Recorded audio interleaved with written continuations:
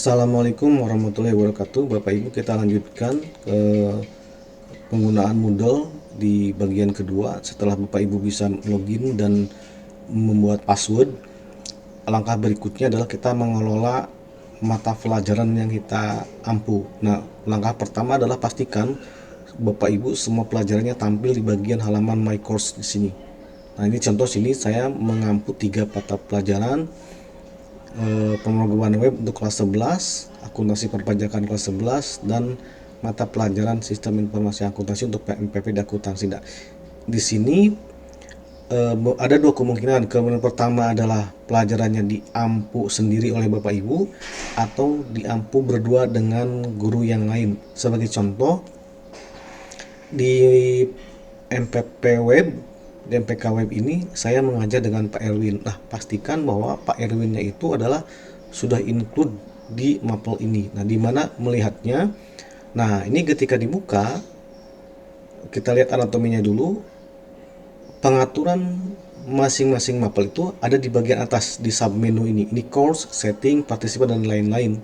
Nah, ini kita pastikan bahwa di partisipan kita itu ada guru yang kedua, guru rekan kita yang memang mengajar yang sama. Ini contoh di sini ada saya, ya, dan ini ada Pak Erwin. Berarti dalam hal ini eh, saya dan Pak Erwin sudah bisa mengelola kelas ini. Nah, silakan berkolaborasi dengan Bapak Ibu guru yang satu pelajaran yang sama untuk melakukan pengaturan modal.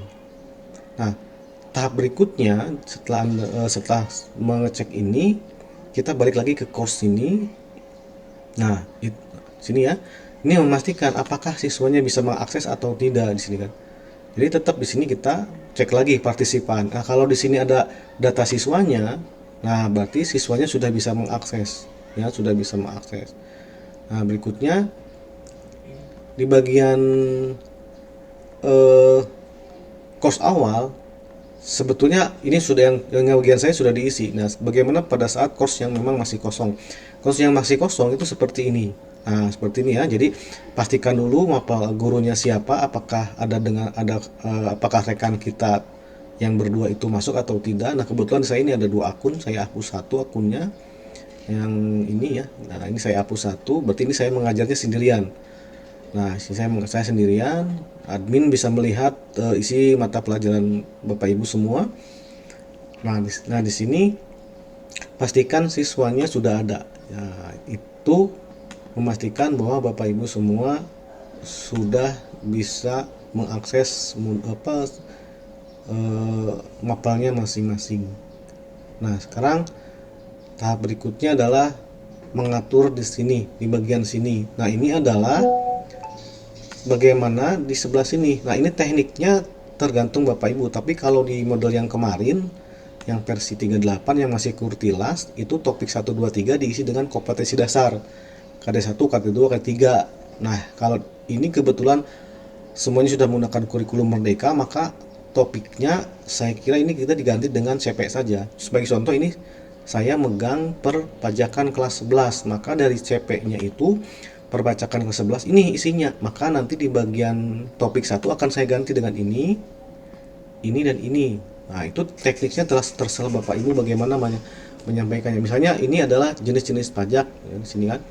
Nanti kan ini tambahkan di sini adalah topik 1, gitu kan, diganti. Nah, bagaimana menggantinya? Cara menggantinya adalah, nah, mode editnya ada di sini di sudut kanan atas. Silahkan klik sini, berarti dia udah, nah, tampilannya seperti ini. Nah, silahkan diganti, ini generalnya diganti, misalnya diganti, diklik gambar pensilnya, diklik jadi informasi umum seperti ini. Nah, itu ya. Ini kalau mau dimatikan, edit mode-nya matikan. Nah, nanti akan ketemu. Nah, silakan di informasi umum ini diisi apa? Misalnya saya akan mengisinya dengan CP atau apa gitu ya. Nah, ketika dibuka ini kosong, ini boleh dibuang ya, informasi umum sini. Nah, ini ditambahkan CP-nya di sini. Ya, terserah. Masuk ke edit mode lagi sini ya. Nah, ini tambahkan saja di sini activity. Di sini ada, nah, agak beda di sini. Coba kita cari teks saja di sini. Nah, ada teks tidak? Ah, ini teks dan media. Nah, samakan di sini.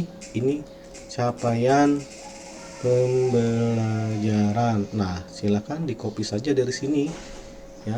Nah, ini. Nah, silakan aja redaksinya tergantung Bapak Ibu gitu ya. Nanti untuk misalnya di sini capaian pembelajaran pembelajaran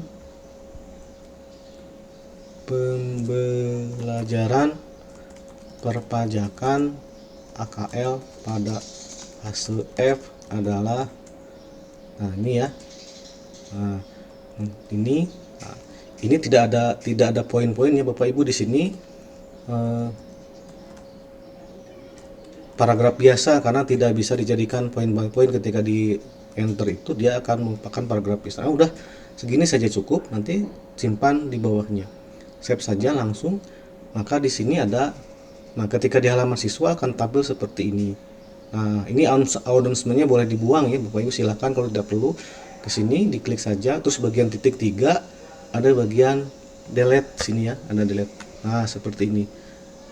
Delete kan, nanti hilang, masih punya delete. Nah, oke, balik lagi matikan mode editnya. Nah, jadi informasi umum sudah. Nanti kalau mau nambah absennya di sini di informasi umum saja, menambah kehadiran. Nanti bagian sesi berikutnya kita coba mengisi absen.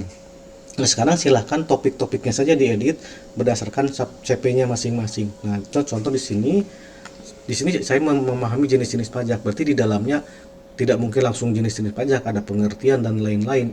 Ya, judulnya malah terserah Bapak Ibu ya.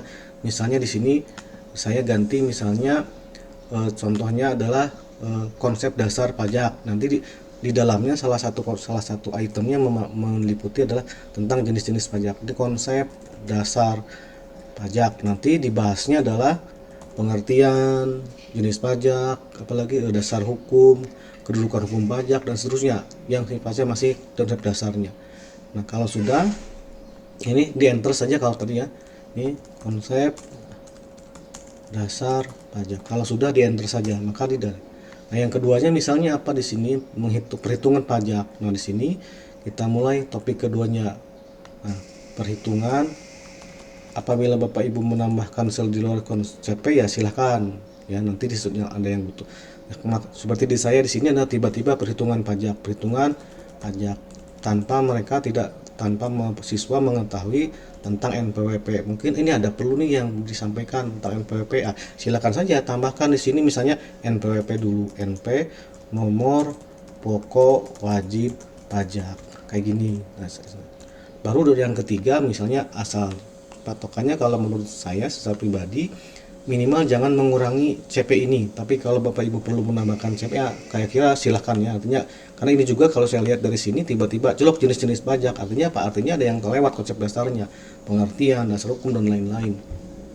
Nah, baru seterusnya ke sana ya, silakan dianalisis dari mau lumayan mana dulu, apakah membahas KUP dulu misalnya atau baru menghitung pajak itu, jika Bapak Ibu analisis nanti diteruskan. Ini contoh yang sudah jadi misalnya untuk yang belum selesai ya, kalau belum selesai semua, yang sudah jadi adalah web. Nah, seperti ini contoh ya, ini yang sudah jadi. Nah, seperti ini HTML isinya apa dan seterusnya.